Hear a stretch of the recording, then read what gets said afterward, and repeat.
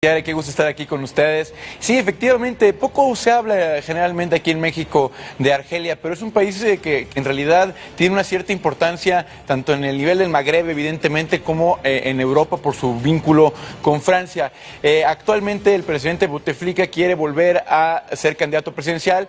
Hay una élite que lo respalda y que le da mucho miedo que las cosas y el status quo puedan cambiar en Argelia y por lo tanto lo vuelven a nominar para la presidencia. Él es presidente desde 1999, como bien señalabas, no se encuentra en condiciones ni de caminar ni de hablar desde hace muchos años cuando sufrió un ataque cardíaco. Entonces realmente lo que está detrás de él es un grupo, una élite que busca mantener su poder y esta vez a sus 82 años muchos jóvenes en Argelia ya no quieren más de él, ya no quieren saber más de este gobierno y por lo tanto pues, se nos hacía interesante explicar un poquito la situación de este país, que hay que decirlo, cuando Bouteflika llegó al poder llevaban años de una guerra civil muy sangrienta y por ello su popularidad al principio, pero hoy obviamente ya no es el caso. Argelia es un país interesante que tiene un territorio enorme, a veces nos olvida lo grande que es Argelia, es el país más grande del continente africano y el 10º país más grande del mundo, con una población además de 33 millones de personas, es una de las grandes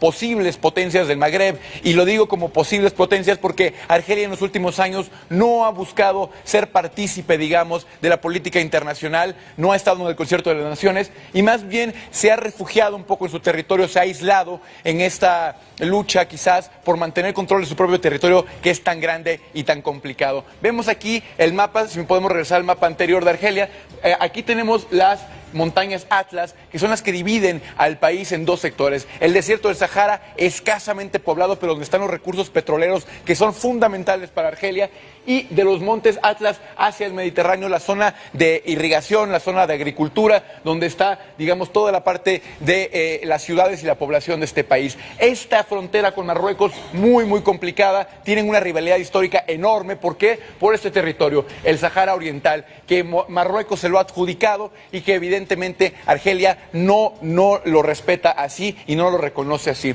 En el siguiente mapa vamos a ver un poco de los, digamos, mantos acuíferos de las zonas de agua de este país de Argelia. Como decíamos, de los montes Atlas hacia el sur lo que tiene es una zona del Sahara. En verde fuerte vemos todas las diferentes zonas de irrigación, es decir, donde hay agricultura, donde hay campo. En rojo estamos viendo las diferentes zonas de infraestructura que tienen para construir con el agua. Y como vemos, todo está en el norte, todo está en la parte del Mediterráneo y toda esta parte de acá está, digamos, vacía, salvo este pequeño parte que es una zona de irrigación del Sahara natural, todo se concentra en el norte y todas las presas que vemos en rojo están en esta parte. En el siguiente mapa podemos ver que hay una correlación directa entre los centros de agua y los centros poblacionales. Entre más morado vean en el mapa es que hay más población. Y como vemos, al igual que en Marruecos, un país mucho más estrecho, en Argelia la población se concentra obviamente en la capital de Algiers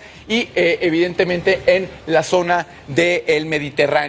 Entonces el gran reto, o uno de los 3 grandes retos de Argelia geopolíticos es ¿qué haces para poder llevar la infraestructura que tiene todo el petróleo de aquí abajo hacia la zona costera? ¿Cómo controlas tu frontera con Marruecos? Y obviamente la entrada del Mediterráneo, que fue ahí por el Mediterráneo donde entraron los romanos en su época y donde entró Francia en 1830. Este es el mapa de la invasión francesa, ese gran trauma que tiene todavía Argelia como país, que no pudo independizarse sino hasta 1962 en una guerra donde murieron 1 millón de argelinos. Vemos en más oscuro las primeras zonas que Francia ocupó, obviamente la zona del Mediterráneo, y cómo fue bajando hasta ocupar todo el territorio que hoy en día es Argelia. Esta invasión sigue siendo una piedra crucial para poder entender la cosmogonía política de Argelia. Una gran cantidad de migrantes y de familias que se han ido a Francia y que todavía mantienen un vínculo bastante complejo. También otro gran problema que tiene Argelia, como toda esta región, es la influencia de los grupos terroristas. Y aquí vemos en diferentes medidas cómo los diferentes grupos, en naranja Al-Qaeda, en verde el Estado Islámico y en gris una mezcla de los dos, han permeado en la región. Y cuando vemos Argelia, vemos que tienen por ahí de la zona de la capital de Alger, tanto la presencia de Al-Qaeda como la presencia también del Estado Islámico o de ambos. Esa ha sido, sobre todo en el lado del Mediterráneo y en el lado del este del país, más pegado hacia Libia, uno de los grandes puntos de atención. Es decir, Argelia es un país que tiene, me parece, tres grandes problemas geopolíticos. El primero es Marruecos, y esa guerra con Marruecos, digamos, una guerra psicológica, no ha habido ningún enfrentamiento real en los últimos años, pero se puede ejemplificar muy bien con esta gráfica que tenemos aquí. Este era el gasto militar de tres países, Marruecos, Egipto y Argelia en azul, en 2000 hasta nuestras fechas actuales. Y vemos que estaba más o menos equilibrado, hasta que por ahí 2006 Argelia empieza a gastar más y cada vez más, y a partir de 2010 ya la brecha es enorme. Hoy en día Argelia es el país de África que más gasta en ejército, y esto ha creado un desbalance en la región, porque tiene esta gran contraposición. Por un lado, gasta mucho en ese ejército que hoy en día está apoyando al presidente y su nueva candidatura, pero por otro lado no ha buscado entrometerse en asuntos externos, de tal forma que en el siguiente mapa lo que vamos a ver es que realmente Argelia no ha ejercido un poder propio, a pesar de su cantidad de población, a pesar de su enorme territorio y del ejército tan grande que tienen. Aquí vemos que Argelia se ha unido tanto a Arabia Saudita, a Irán, a través de su gobierno con mayoría suní, y que no ha ejercido él mismo, digamos, una fuerza regional. Esta zona se divide más o menos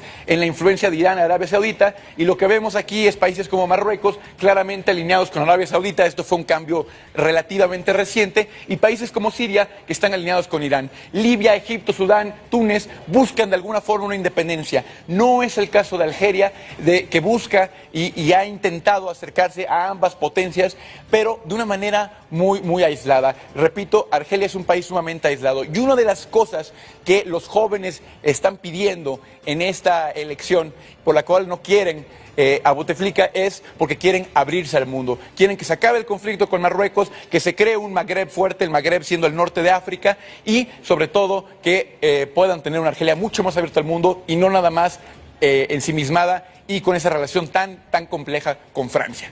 Ese es un poquito el resumen de Argelia que tenemos geopolítico, Baitiare. Muy bien, pues 18 de abril es la fecha en la que se llevarán a cabo elecciones en Argelia, y veremos si después de 20 años de Bouteflika en el cargo como presidente, pues esa historia llega a su fin. Muchísimas gracias, Emilio. Buena tarde. Muchas gracias. Nos vemos el próximo miércoles.